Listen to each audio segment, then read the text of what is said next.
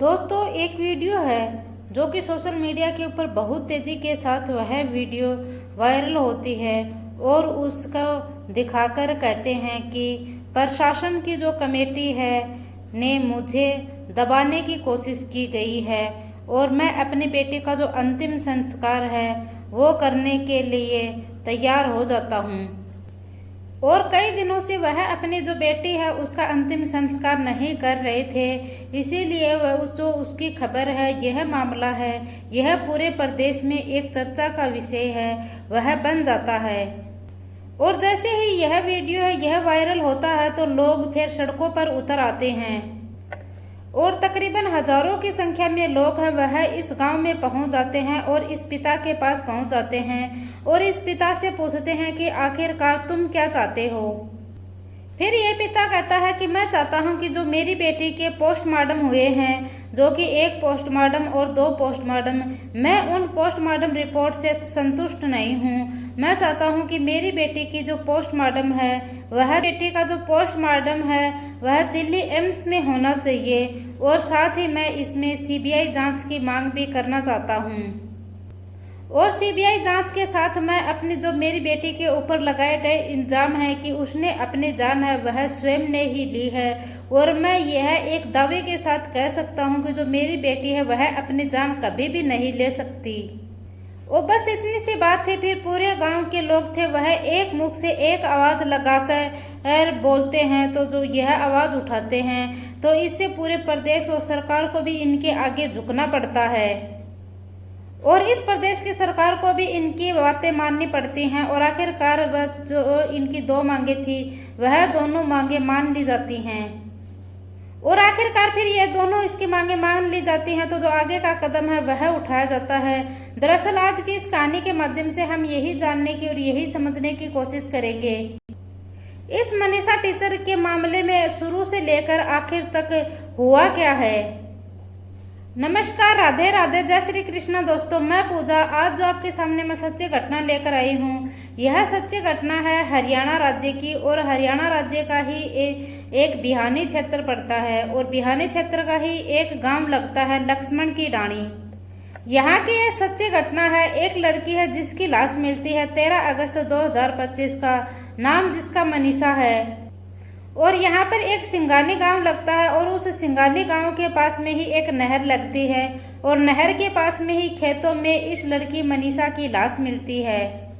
और जब यह डेड बॉडी मिलती है तो इसकी डेड बॉडी मिलने के बाद लगभग 4-5 दिन के बाद यानी कि 18 अगस्त 2025 को स्कूल में जो कॉपी होती है उन कॉपियों में एक नोट मिलता है और उसमें एक पत्थर लिखा हुआ मिलता है और वह पत्थर लिखा था, उस पत्थर पे एक जिक्र किया गया था। उसमें लिखा था कि मुझे किसी ने मारा नहीं है, मैंने अपनी जान स्वयं ने ली है।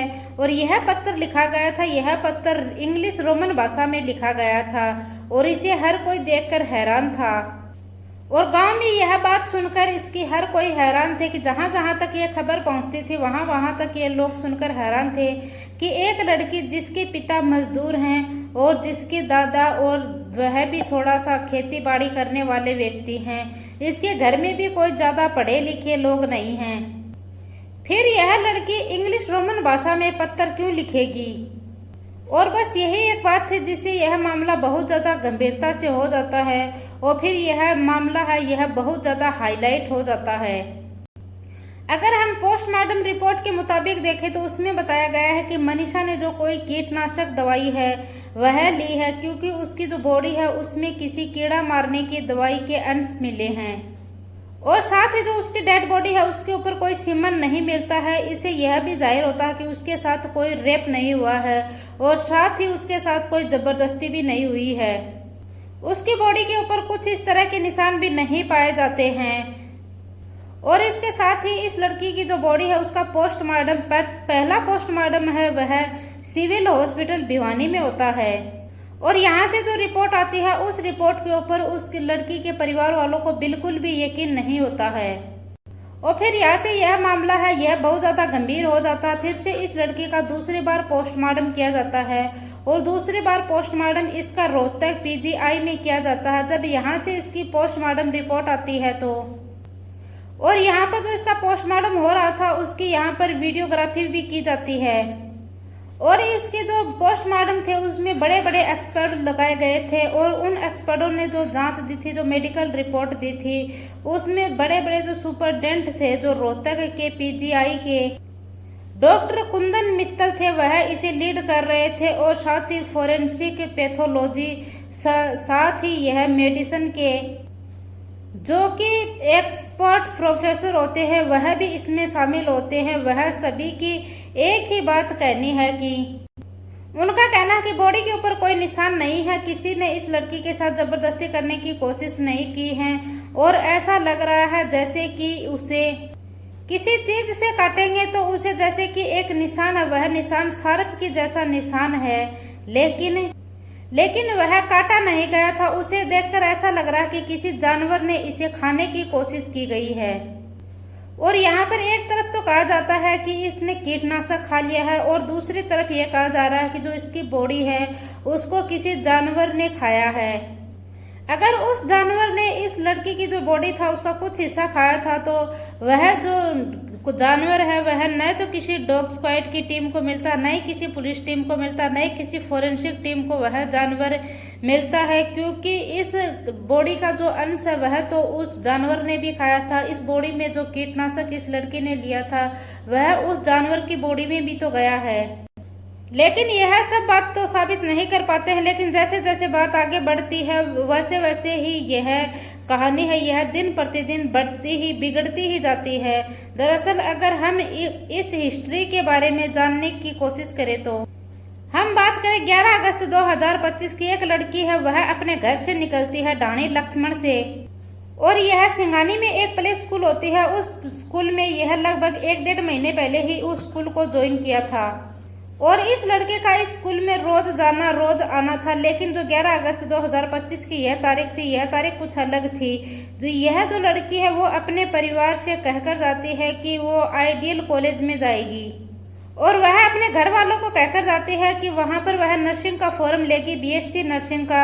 और वह फॉर्म जब वह घर पर आएगी, यानी कि आज वह घर पर थोड़ा सा देर से आएगी, जो कि वह बस वो उससे उतनी जल्दी लेकर आती थी, उससे वह थोड़ा लेट घर पर आएगी। और जिस वैन से वह घर आया जाया करती थी, स्कूल में जाया करती थी, उस वैन के ड्राइवर को भी वह बोलती है कि भैया आज मैं आपके साथ नहीं जाऊंगी क्योंकि मुझे आज आइडियल कॉलेज में जाना है बीएससी नर्सिंग का फॉर्म लेने के लिए, आप घर पे चले जाओ। और फिर वह ड्राइवर है वह वहां से चला जाता है। फिर ये लड़की है यह उस कॉलेज में जाती है। फिर यह घर पर नहीं आती है तो घर वाले उसे खोजने के लिए परेशान हो जाते हैं। खास करके उसका जो पिता है संजय कुमार, वह बहुत ज्यादा परेशान हो जाता है और वह अपनी बेटी को ढूंढते ढूंढते खोजते खोजते वह उस विद्यालय में पहुंच जाता है और साथ ही वह वहीं पर डायल 112 नंबर पर भी कॉल कर देता है हेल्प के लिए। और यहाँ पर हेल्प मांगने के बाद यहाँ पर जो पीवीआर की टीम है वह आती जरूर है, उसमें 3 अधिकारी आती हैं, लेकिन वह उसकी जो लड़की का पिता संजय उसके साथ अनाप शनाप बातें करते हैं और उसके साथ बहुत ज्यादा चुभने वाली बातें करते हैं। और यह पुलिस वाले इस संजय से बोलते हैं कि तुम्हारी बेटी कहीं भाग भूग गई होगी। फिर जो ये संजय है इसको बहुत ज्यादा गुस्सा आता है। ये कहता है कि तुम जिस काम के लिए यहाँ आए हो वह काम करो, तुम ज्यादा बातें मत करो और फालतू की बातें तो तुम बिल्कुल ही मत करो। संजय को जो ये टीम आई थी इसके ऊपर बहुत ज्यादा गुस्सा आता है। फिर यहाँ पर ये टीम आई थी, इस टीम ने ना कोशिश तो की थी, लेकिन जितनी शिद्दत के साथ इस टीम ने खोज करनी चाहिए थी उतनी शिद्दत के साथ इस टीम ने खोज नहीं की थी। और फिर जो ये लड़की का पिता है संजय, इसको विश्वास था वह टूटने लग जाता है, क्योंकि जो ये टीम थी ये टाल मटोल कर रही थी। यहाँ पर पीवीआर की टीम थी, यह सही से ये जांच नहीं कर रही थी। और फिर यह टीम है यह उस लड़की के पिता संजय से कहती है कि तुम जाओ जाके नजदीकी थाने में एफआईआर दर्ज करवा दो, क्योंकि अब यह मामला है यह वह पुलिस ही देखेगी। और फिर यहाँ पर रात के तकरीबन 10-11 बजे के बीच का समय हो जाता है। फिर जो ये लड़की का पिता था यह अपने परिवार वालों के कुछ और लोग थे उनके साथ अपनी बेटी मनीषा को, और मनीषा जो टीचर होती है उसको रात भर खोजता रहता है। और वह रात भर खोजने के बाद जो उनकी बेटी मनीषा वह नहीं मिलता है, उसके बाद वह नहीं मिलने पर वह जो नजदीकी पुलिस स्टेशन है लोहारू, और अपने घर परिवार वालों के कुछ लोगों को साथ लेकर वह लोहारू पुलिस स्टेशन में जाता है। और पुलिस स्टेशन में उनकी बेटी थी, वह गायब हुई थी 11 तारीख को, और अगले दिन वह 12 अगस्त को पुलिस स्टेशन में पहुंचता है। और यहाँ पर जो एसएचओ थे तो वह इस मामले को ज्यादा गंभीरता से नहीं लेते हैं। और फिर जो पास में ही कुछ पुलिस वाले थे वह इनकी बातें सुन रहे थे। वह इस पिता से पूछते हैं कि तुम्हारी बेटी थी, उसकी उम्र क्या थी? तो ये पिता कहता है कि मेरी बेटी की उम्र 19 साल थी। तो वह जो सिपाही थे पास में वह कहते हैं कि तुम्हारी बेटी कहीं भाग गई होगी, और साथ में ये भी कहते हैं कि तुम्हारी बेटी अगर 19 साल की तो उसने किसी के साथ शादी कर ली होगी, और 2-4 दिन में वह पिकनिक मनाकर घर पर वापस आ जाएगी। और फिर आखिरकार लगभग शाम के 7:30 बजे के तकरीबन यह जो एफआईआर है वह दर्ज कर ली जाती है। और जिस महिला अधिकारी को यह जांच सौंपी गई थी उस महिला अधिकारी के अपने ही इतने सारे काम हैं, उसके तो अपने ही काम नहीं हो रहे, कभी वह इधर से उधर कभी उधर से उधर। लेकिन जो एक पिता है वह अपनी बेटी की जांच के लिए गुहार लगा रहा था।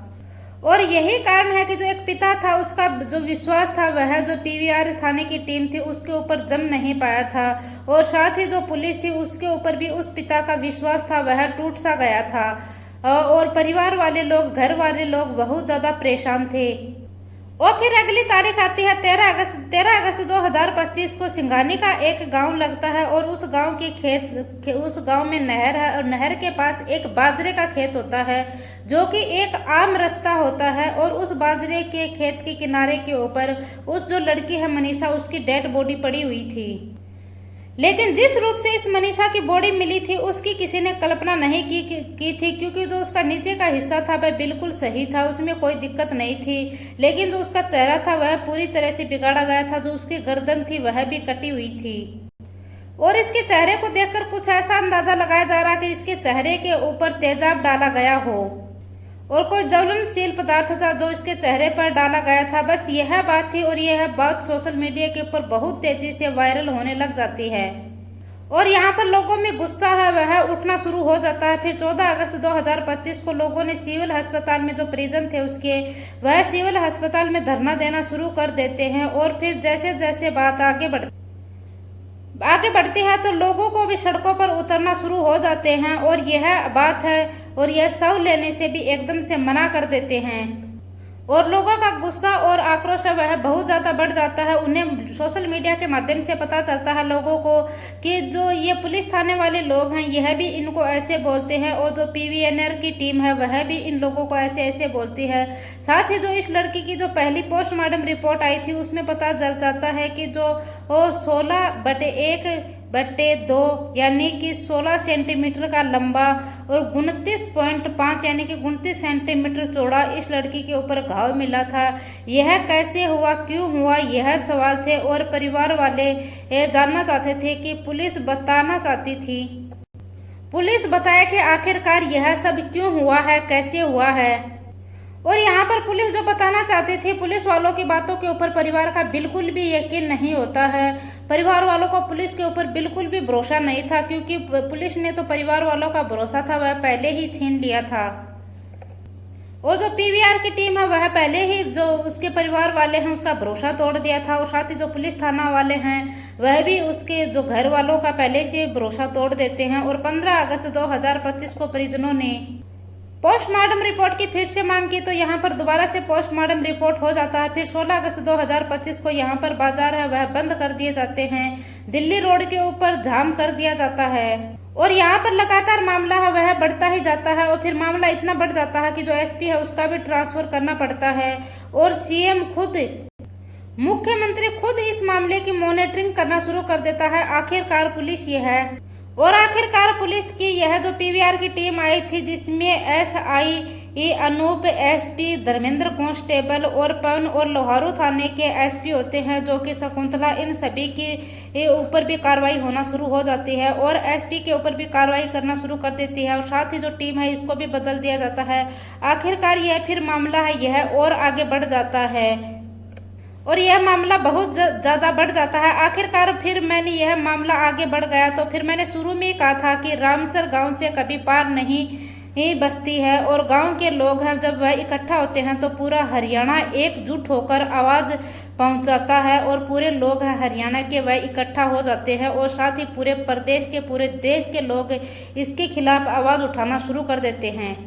और यहाँ पर लोग वह लठ लेकर खड़े हो जाते हैं, लठ लेकर आगे बढ़ते हैं तो वह पुलिस प्रशासन है उसको आखिरकार पीछे हटना ही पड़ता है। और फिर यह मामला है यह फिर और आगे बढ़ जाता है। फिर मुख्यमंत्री है किसी से सुनने को तैयार नहीं थे। फिर आखिरकार 18 अगस्त 2025 को एक जो पत्र है वह सामने आ जाता है जो कि रोमन भाषा में लिखा हुआ था, जो कि रोमन इंग्लिश में लिखा हुआ था। एक लड़की है जो पढ़ी लिखी तो है, लेकिन जो उसके माता पिता हैं वह भी इतने पढ़े लिखे नहीं हैं और वह लड़की आखिरकार रोमन भाषा में लेटर क्यों लिखेगी। और आखिरकार यहाँ पर फिर दोबारा से पोस्टमार्टम रिपोर्ट की जाती है। तो यहाँ पर जो पहले पोस्टमार्टम रिपोर्ट हुआ था उस पर तो घर वालों को विश्वास था ही नहीं, लेकिन जो दूसरी बार पोस्टमार्टम हुआ था उस पर भी घर वालों को कोई विश्वास नहीं था। और यहाँ फिर ऐसे ही करते करते 18 अगस्त और 19 अगस्त गुजर जाती है। हालांकि जो पिता है वह कह देता है कि हम जांच से संतुष्ट हैं, हम अंतिम संस्कार करने के लिए तैयार हैं। लेकिन इसी बीच में जो एक वीडियो है वह बहुत तेजी से वायरल हो जाता है। तब यह बात का पता चलता है कि दरअसल परिवार के ऊपर दबाव बनाया गया है।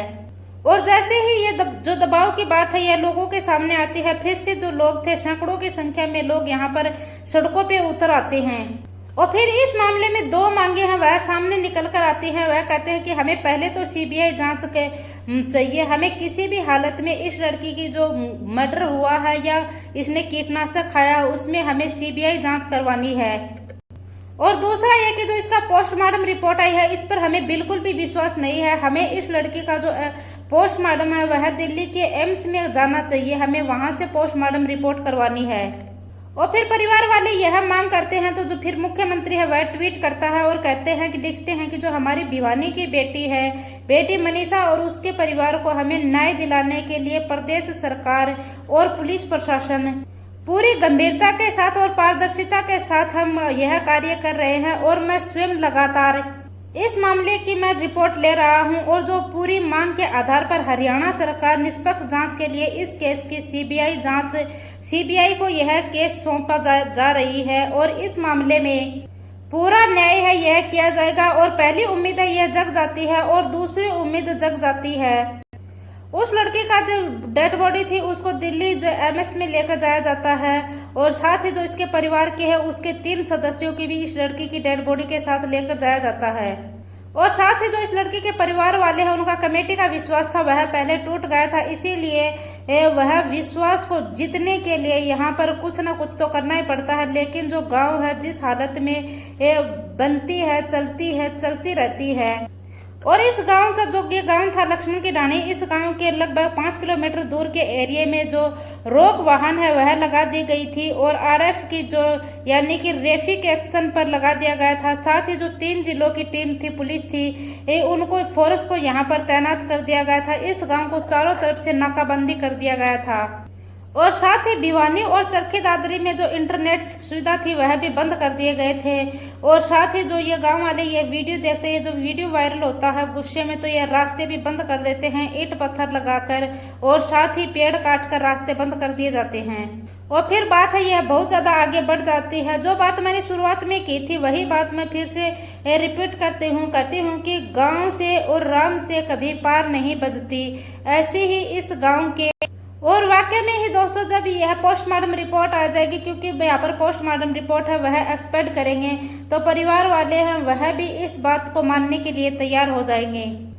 और साथ ही इस बेटी के साथ जो हुआ था वह वाकई में बहुत भयानक हुआ है, बहुत दर्दनाक हुआ था और पुलिस प्रशासन को इसके साथ बहुत ईमानदारी के साथ काम करना चाहिए था। अगर पुलिस अपनी ईमानदारी के साथ यह काम करती तो आज तक यह नौबत नहीं आती। दोस्तों इस पूरी घटनाक्रम का सुनाने का उद्देश्य मेरा किसी को दिल को ठेस पहुंचाना नहीं है, किसी को परेशान करना नहीं है, बल्कि आपको जागरूक करना है, सचेत करना है। जय हिंद, जय भारत।